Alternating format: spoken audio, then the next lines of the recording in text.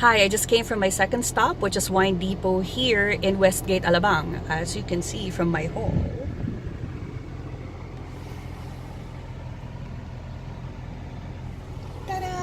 Whenever we offer classes, I like going to this particular store because the prices are really good, and the selection is great as well in that they have wines which represent the typical characteristics of the region that we would like to discuss. One of my favorites, actually, it's going to be easier, I guess, if I give you an example. Let me grab one bottle here.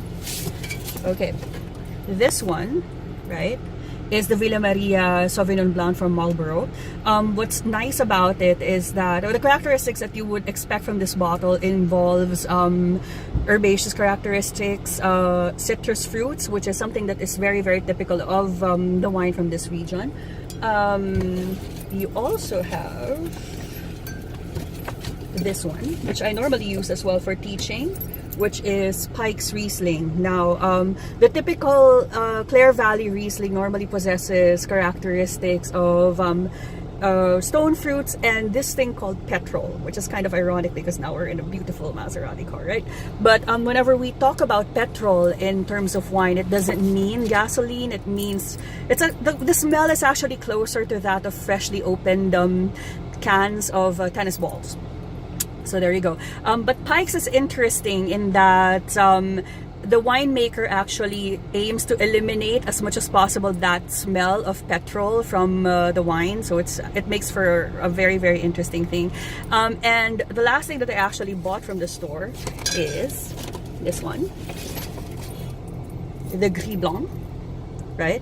The Gris Blanc, the reason why I normally buy a Gris Blanc here is that, first of all, the price is really good.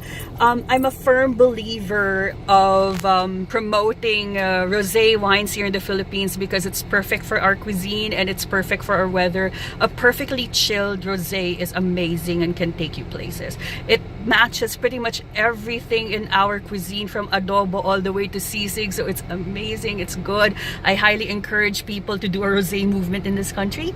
I'm gonna use a couple of those bottles for a class that I'm conducting, an informal one, but people might be wondering, why am I rushing to buy the bottles already? Apart from the fact that I like being prepared, there is this thing called bottle shock, right?